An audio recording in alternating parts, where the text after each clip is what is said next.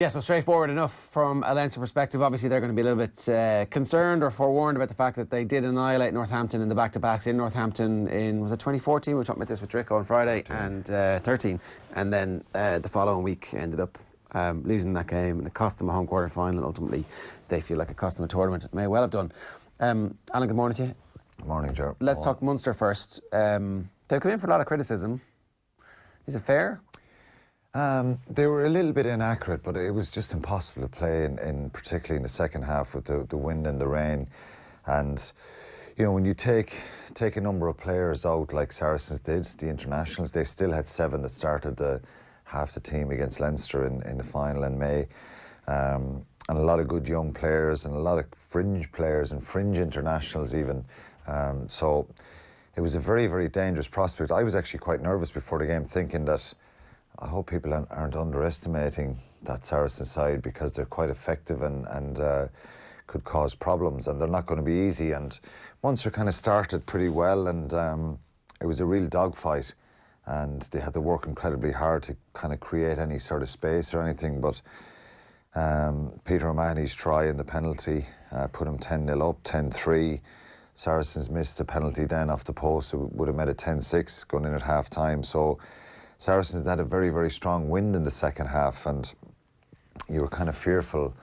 But Munster, in fairness, they showed a lot of grit and determination to just get over the line. The unfortunate point from their point of view is Saracens got a losing bonus point, and that's massive for Mark McCall and his team, because it keeps them in it. Yeah, if you start talking about the permutations, they beat Munster next week. They go to, I think they're on, Saracens are on 6, you know, so they've 3 games left, and if they were to win the remaining 3 games, they'll definitely go through. So they're going to put out the first team next week, are they, do you think? So they say, yeah. They'll probably rotate some of the internationals that maybe started this week and bring in, but like the players they can bring back in, the 2 Vunipolos, Farrell, Jamie George Cruz.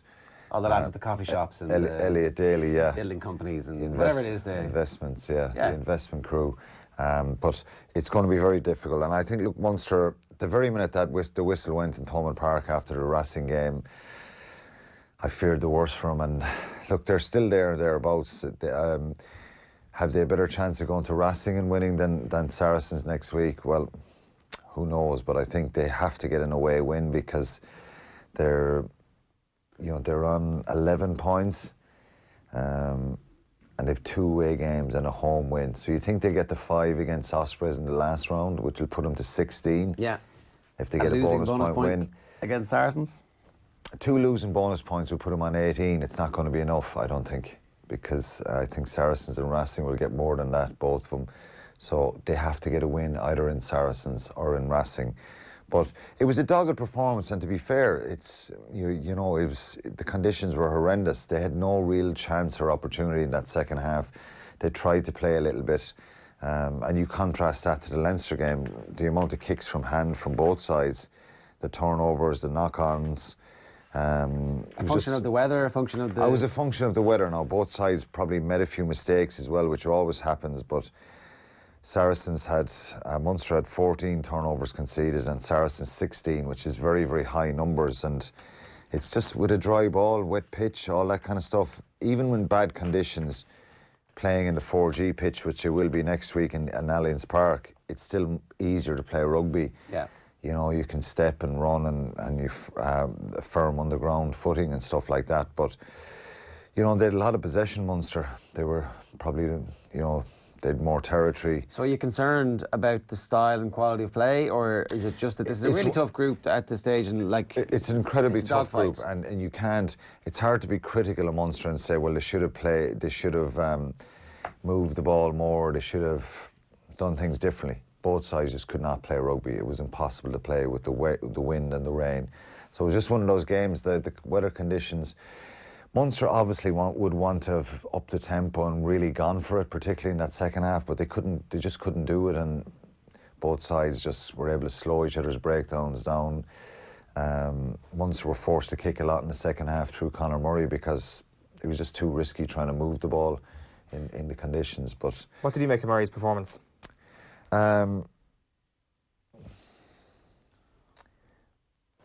I thought he'd done okay. It was a very, very difficult one again because there was lots of Saracens and a lot of pressure at the breakdown.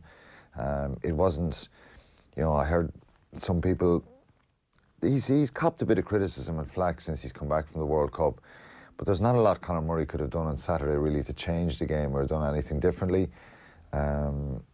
He had to kick a lot. His kicking game was actually quite good, his box kicks and stuff, so it was very, very difficult for anyone to really stand out. CJ Stander got man of the match and he'd 17 tackles, 17 carries, and they weren't for a lot of metres because there was no real space or opportunity to make any sort of breaks. But I'd say it was a fair performance, but not a great performance from Conor Murray, When you look at kind of the stand-up performers, you just see Peter O'Mahony's comments in the aftermath, like Holland, Jack O'Donoghue, kind of the two names that came to mind for him as kind of when it needed to be kind of going uncontested the line out on one occasion just to keep the ball and play it as practically as possible. That they've tried to be as expansive more earlier in the season, but kind of that more old school performance is almost needed. And a lot of their attack was at the front of the line out because Saracens had two pods, middle and back, and then even thrown to the tail was very, very risky. They lost a couple of lineouts by doing that, so they kind of reverted to just winning at the front, taking ball off the top. So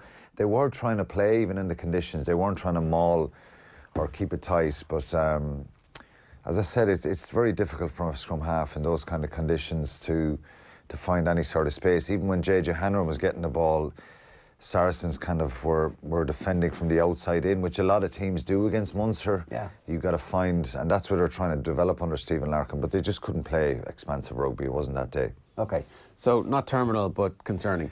Well, yeah, it's going to take a monumental effort to get out of that group at this stage. Let's move on and talk about Connacht, because they suffered one of those defeats that ultimately probably means they're not going to get out of this group at this stage. It was always going to be a difficult course for them, but they weren't playing well yesterday and managed to put themselves in with a chance of taking something from the game, but it got away from them in the second half. Yeah, it did. I think they played really well in the first half, and both sides were just making line breaks and finding space and opportunity. Again, dry ball makes a massive difference, and Connacht went in at half-time leading. I really thought they were in the game, and I thought they had a great chance in the second half, but the turning point was the intercept. Connacht attacking on their opposition 22, and Jack Carty gives the pass, Cipriani goes and passes it to Marshall, and they score length of the field try, and 4 minutes later they're scoring again, and Kyle Goodwin is in sin bin as well from more pressure. So probably 4 or 5 minute spell there. There's a 14-point swing there or more, because Connacht were leading at that stage. So the game just got away from them in the second half, and then, to be fair to them, they never gave up. One aspect was, and it was kind of very prominent throughout the game, there was a lot of turnovers again. The competitive nature of the breakdown from both sides, and Connacht did really well in that facet of play in the first half. They got brilliant turnover penalties when they're under pressure, but they just dropped the ball so much in the second half when they were in attack. And we'll talk about Leinster in a minute, and it's just a difference, Ger, in the top teams. Their execution, their ability to make good decisions under pressure, and there's a sense of panic from teams who are below that level, if you like, and Connacht just a little bit of panic yesterday. Is that coaching? Well, it's just making decisions in under that bit of pressure, whether to give the pass, take a step, find a little bit of space and contact, and just sometimes not force it. It's hard to describe. You probably have to show some clips from good decision, bad decisions in contact areas. There was a couple from James Lowe on Saturday. He made breaks, brilliant work, and then he just offloads it. It just releases the pressure valve. There's a knock on. Opposition get a chance to regroup, defend.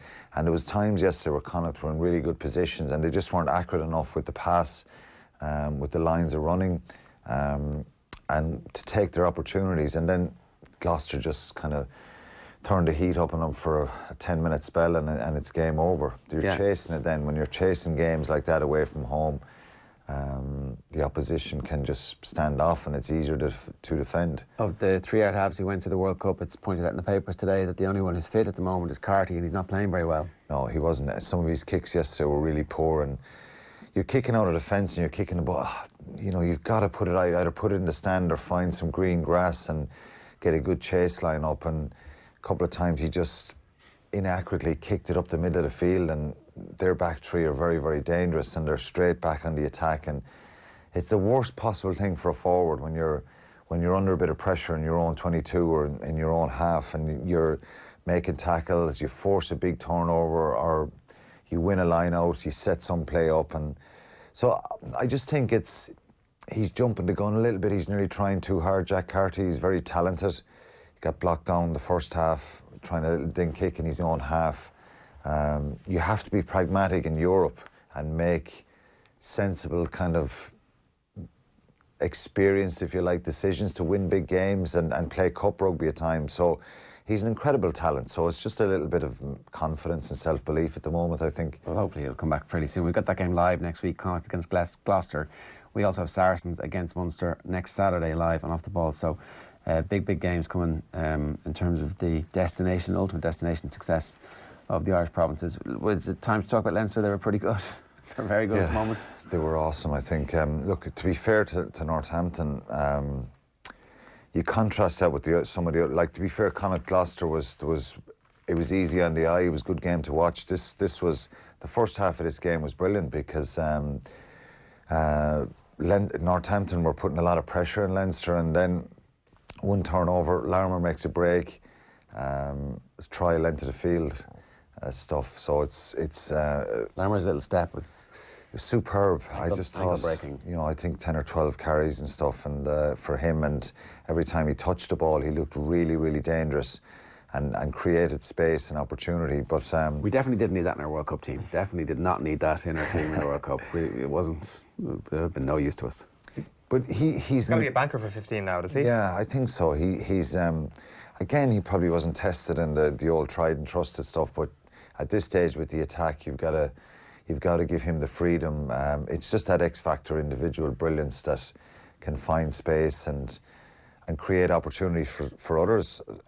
That can, in tight games, that can be one try match winning stuff. So he was absolutely brilliant. I thought Josh van der Fleer had a sensational performance as well. Just his work rate, the turnovers, the carries, the tackles. Caelan Doris really good. Talk to us about Caelan Doris, will you? Because he's the one that, of all the young players that they've had coming through in the recent years, he's the one that quietly they'll tell you, this is our next superstar. Well, and they probably indicate that by putting him straight back into the team when Max Deegan played the last few weeks. Yeah. Doris was 21 still. Doris was starting a few weeks ago, got a head knock, and then Max Deegan, who's a very good player, played the last few games. And you know, you probably, it's easy from the outside looking in, but they obviously see more and they see the talent and see the ability. And Europe sometimes is an indication of the pecking order. It has to be, probably. Yeah. And he started there, and especially the away games. Yeah, he was really, really good. I think his ability to step, he's just really athletic and quick and makes some good decisions with the ball. Always trying to find a little bit of contact, wriggle room, and good skills as well. So he was very, very impressive. Every time they kicked long, a few of the kickoffs, and I just thought, each time there's a defensive line coming up really hard on him, and I know it's a small thing that someone else wouldn't notice, but he just runs up to the contact and he just puts a little bit of footwork on and has an ability to get through a little gap. Even when you think about what Schmidt was saying in studio with us about the team's ability to offload the lack of O'Driscoll and O'Brien, who had the best footwork in the team. And he said obviously O'Driscoll's was sensational, O'Brien's was good. When they went, there weren't anybody else left who could do that little bit of footwork that gives you the offload. That's just changes the defence entirely. As you're saying, it seems quite subtle. But I think the issue, the point here for people, if they don't understand, sometimes a little bit of footwork in a very tight channel doesn't get you a line break or doesn't get you the offload. But what it actually makes it more difficult for the opposition to poach the ball. If you run into two guys and you kind of get wrapped up and there's a bit of a dogfight, it's a little bit slower. But footwork gives you a chance to just change the point that impact that the defender is trying to put on you. you take him a little bit to the left or right, and you can get a little bit of leg drive going through, and he has to obviously wrap. He can't put you backwards then. Yeah. And we've all, anytime I ever played, you talk about winning the gain line. They're the little kind of, you're only winning small little margins, but what it does is makes it, the support players coming in can clean out that quickly. The ball is presented really well, and it's that split second of getting the ball back quicker that it's harder for defences to get around. And eventually when you do that well for a number of phases, gaps appear. The slow kind of stuff allows the defence to set. So it's not magical stuff that he was doing, but I just thought his work rate, his carries and his intent, he looked really, really good. I don't want to put you on the spot here, and it's only the Champions Cup, but it is still an outstanding performer in the 8 jersey for what can be argued to be the best team in Europe at the moment. So he has come into the thinking for Ireland. Like, is he ahead of Jordy Murphy now automatically in the 8th pecking order behind Conan and Stander? Would you even... Well, when you play in a standout team and you're one of the standout performers, you have to, and I said this 2 weeks ago in a piece I did in the Indo, that anyone who plays well in these back-to-back games, because it's of course the Interpros will be on over Christmas, but they'll be mixed and matched. These are real tests, these back-to-back games, and I think if you stand out in these games and win with your team, it's close to international stuff as you can get at this stage. So Doris and Leinster very, very dominant. So the vast majority of those guys are on the front foot as regards selection for Ireland. I thought Gibson Park was absolutely brilliant for him as well. You know, his ability to support players when they make line breaks. Every time someone looks in the inside, he seems to be there. He's just a brilliant knack of anticipating. Ross Byrne and Luke McGrath come on, they're brilliant as well. The concern obviously is the injury to Sexton. I don't think it's too bad, and I'm sure he'll probably might sit out a couple of weeks now. Well, 8 weeks away from the Six Nations, it's like it automatically becomes a potential doubt for the Six Nations when somebody picks up a... I think he'll be frustrated because, you know, after the World Cup, like all the players, you want to try and get back playing, and, you know, back winning it with Leinster is they seem to be enjoying themselves again. So hopefully it's not too long, because Johnny Sexton needs games. He needs to keep playing and get that mojo and flow back and lead into the new year. And the captaincy obviously up for grabs going into that. Like, I mean, from Sexton's own perspective, well, yeah, he'd like to start the Six Nations. If they go short-term captain, it's Sexton, O'Mahony, one of those guys. If they go long-term, it's James Ryan, and for me, it's James Ryan. I think they should. Now. Yeah, I think so. Unless he doesn't want it himself and wants to just focus on his own performance. I said this as well. Sam Warburton, 22, Richie McCaw, 23, when they were captains and made captain. Brian O'Driscoll was 23. I know Drico said maybe he was a little bit early for him. It depends what James Ryan thinks himself. And I wouldn't have no major issue if they went short term, but it'd be kind of nice to see a long-term appointment. All right, good stuff, Quinny. Thanks very much for joining us. Anything else briefly you want to get off? Ulster, just quickly, 9 points down, second half. Again, a game they probably should have lost. They made mistakes. Dan McFarland admitted to that afterwards, but they're just finding a knack and a way of winning. I know it's down to a bit of poor discipline from their second Kevin Batty, the second row at the end, where he shoots out of the line, makes a tackle on Adam McBurney, but they're finding a way, and they're sitting pretty atop of the table. There's a bit to go. Obviously, they've got to go to Quinn's and get something at the weekend. Which is going to be tough. Yeah. All right, pretty good stuff. We'll talk about that later on in the week.